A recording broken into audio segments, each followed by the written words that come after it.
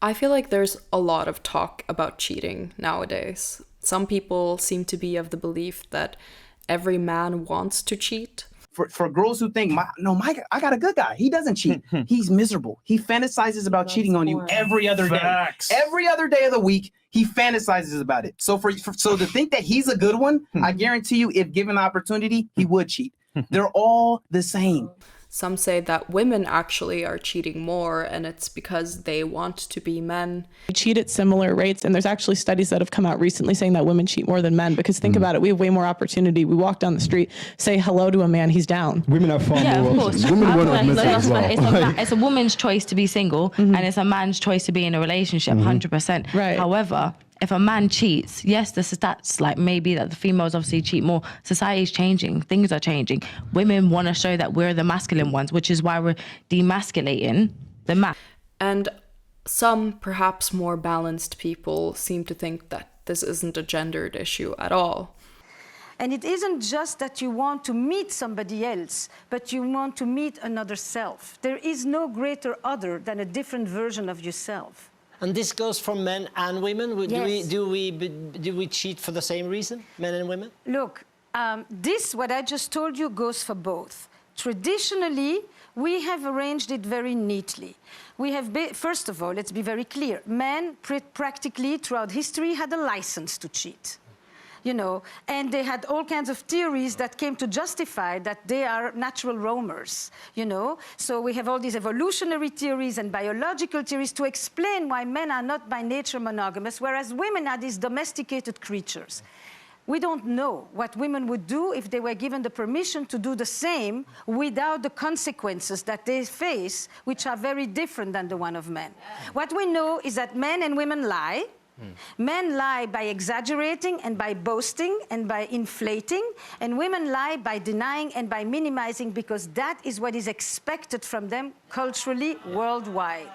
We also seem to have a hard time agreeing on what constitutes cheating and how to deal with it.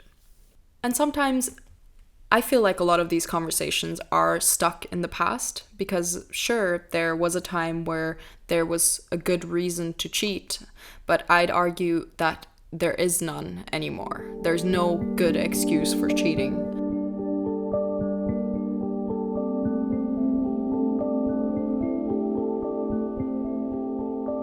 All the Andrew Tates and his lookalikes truly argue that men pretty much are promiscuous and polygamous, but the logical leap from men, or women for that matter, are promiscuous to therefore they should be allowed to cheat is a big and nonsense-like jump indeed. Because what is cheating actually? It's the breaking of a contract, right? Or an agreement, or it's a lack of respect of the agreed upon conditions of a relationship. It has actually very little to do with your proclivity to wanting to sleep with other people or not. In fact, it has almost nothing to do with that. I think there used to be a reason to cheat. In the olden days that Jordan Peterson wishes so dearly we would return to, there was a sense of compulsion and need in the decision to get married and start a family. Being single wasn't an option for many reasons, mostly practical and normative, and if you remained single past 25 as a woman, you'd be at risk to be labeled a spinster or even a witch, and divorce was not accepted until way later. Not all of us can afford to be romantic. I've been offered a comfortable home and protection. There's a lot to be thankful for. Janet. I'm 27 years old. I've no money and no prospects. I'm already a burden to my parents. And I'm frightened. Women needed men to provide for them financially and often act as a legal guardian, and men needed women to birth a child and take care of a home. So marriage was a necessity, and singles and gays were not invented yet. But then came feminism, and they ruined society by giving women the right to vote and divorce. This was not my choice. My then wife decided that she didn't want to be married anymore. And in the state of Texas, that is completely permitted. And then all of our parents divorced. It suddenly became okay to be gay. And hopefully soon it will be okay to be trans and non-binary as well. And naturally, the standard monogamous man and woman nuclear family was no more.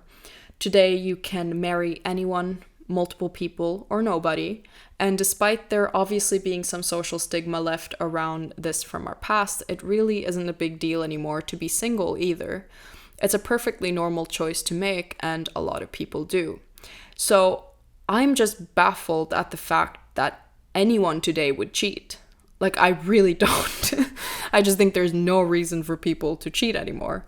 I get why people used to cheat. If I was financially or legally dependent on a partner and I didn't love them or they didn't love me, I see how you cheat. If divorce isn't an option, I can see how you cheat. But today we have all the resources in the world. We have all the relationship setups that one can wish for. You can have an open marriage if you wish to sleep around and be married. You can be polygamous if you don't think monogamy is for you. And you can stick with one person if that's what you want. But having all these other options, I really don't see that there's any excuse left for cheating. Not that cheating was ever excusable, but I do think there was a time where it would be understandable.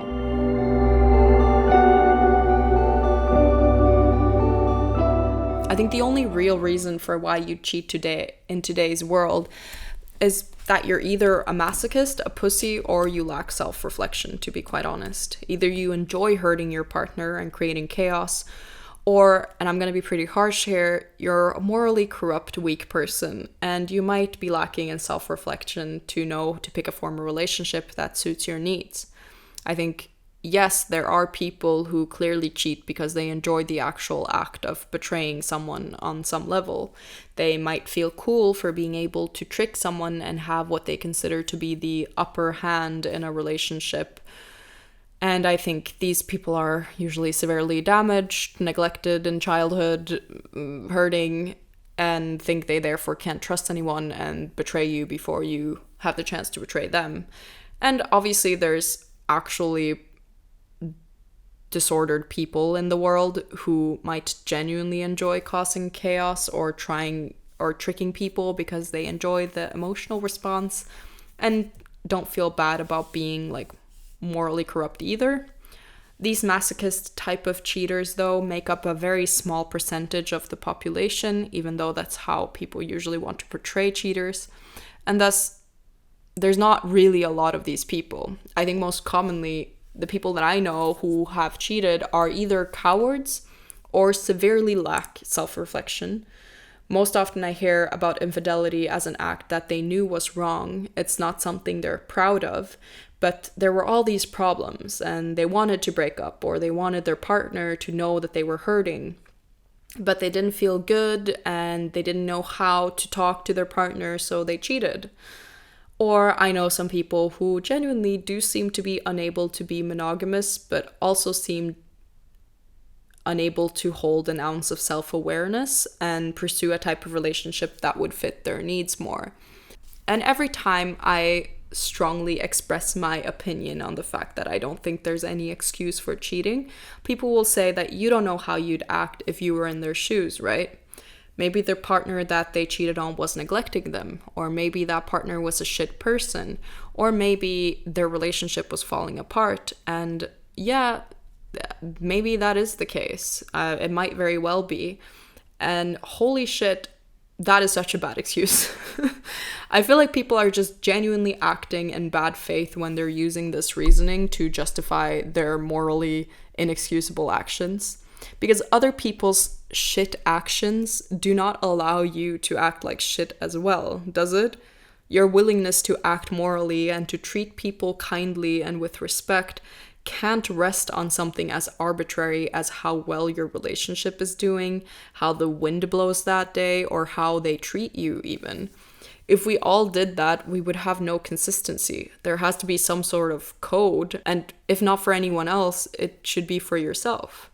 When I hear people say they might cheat on their partner depending on the situation, that they don't know how they'd act if they were in certain situations, all I hear is someone who isn't really sure of who they are or what they stand for.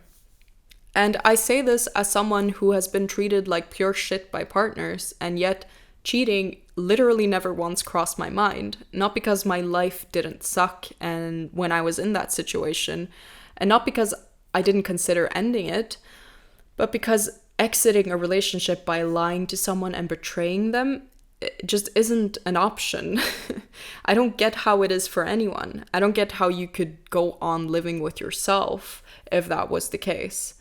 And this sort of brings me onto a main point that I feel about relationships as a whole. I just have this general strong feeling that you should honor and respect people you care about despite your relational status. I don't understand where we get this idea that if a relationship ends or if it's developing poorly, that means that you now have like green lights to throw love out the window. What a shit way to treat people in your life, and what a shit way to view humans you interact with in general. This is so transactional.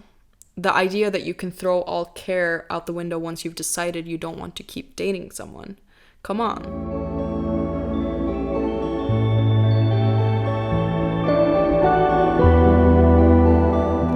But then, now I've only considered the sort of clear-cut cheating scenarios, and what's perhaps also quite unique to our time is that social media has put us in a situation where we have to redefine the rules of infidelity. It's now easier than ever to cheat. In the olden days, you'd have to plan to meet someone to have an affair with and do it in secret. But now we can just send nudes to someone and call it a day. The heightened connectivity and the false sense of security that comes with cheating online, I think, really encourages people to cheat more. And I think this sort of mainly taps into a larger existential issue that social media poses for us in relationships. It's the inability to live in our own lives and be in the moment, and perhaps most importantly, be content with ourselves. I don't know about you, but I distinctly can remember being in relationships with people and for the first time truly noticing how being on social media meant that they weren't really present in our lives. It's not like they were cheating or doing something crazy, but it was living with someone and being very privy to the fact that when it was just us two, it was never just us two. We were always there with every other friend, acquaintance, family member, or even stranger that the both of us had ever had. If we went on a date, it would be documented, it would be broadcast and commented on by other people. If we were just chilling in the couch and talking, I'd get inputs on topics and jokes and memes from people we knew. And my partner's attention was then never really fully on me, as my attention was never really fully on him. Perhaps in the most intimate moments, it was, but not for longer than a couple of hours, because out of habit, we picked up our phones and invited the whole world into our lives again. And even though I've never experienced it, I long for the ability to have those true partnerships that the baby boomers and older people have. When I see two pensioners walking down the street, I know that they've spent their literal whole lives together. Just the two of them. When I see a younger couple, I know both of them are deeply connected to a myriad of other people at all hours, as well as each other. And that's just not the same. When you get distracted and eventually caught up in everyone's lives but your own, you inevitably will start to feel less than, and you begin to compare yourself. I feel like you can be the most successful, beautiful, and loved person, but in the presence of social media, you will feel inadequate or just lacking. And so even though you have a beautiful partner and a wonderful relationship, you won't be able to truly feel that. You'll always feel that something is missing or could be better or should be better. And you can find every single little detail wrong about your partner. Maybe they're not doing the relationship goal stuff you see others do on TikTok. Maybe they're not as cool as that surfer dude or as hot as that influencer. And perhaps after fantasizing for a while, you'll start trying to get in contact with these people, just because the idea of them seems super shiny in comparison to the reality of your boring, bleak day-to-day. And in this way, I think just in a way being on social media is a form of cheating. It's permanently being on the lookout for something better. It's being connected to everyone, but most importantly, it's disconnecting you from yourself and your relationship. But the thing is, everyone does it. I remember when I took some time off from social media in my relationship is when I started really feeling how disconnected I was from my partner. Because usually that disconnection that we might feel will be coped with by us ourselves engaging in addictions of the algorithm. But once you log out and start being present in your own life, you begin feeling how much other people are not even there. And what sucks is just how normalized it is, how much of a necessity it is, both professionally and socially, and in other words, how almost impossible it is to get out of.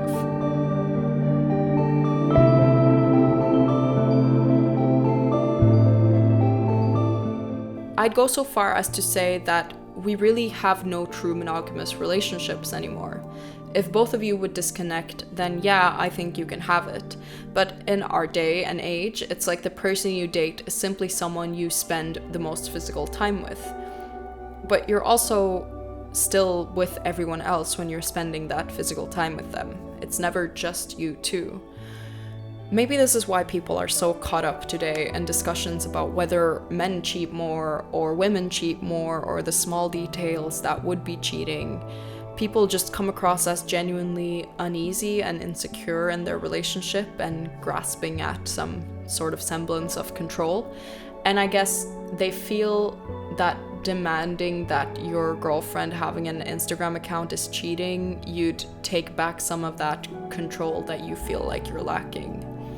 And I say this as someone who obviously enjoys social media a lot. I enjoy the creative and inspiring aspects of it mostly, but I also, enjoy the arbitrary. I like sharing ideas and pretty things, and it's not something that I want to quit altogether just like that either. But perhaps the most romantic act today would be to find someone you would quit social media for. I don't know.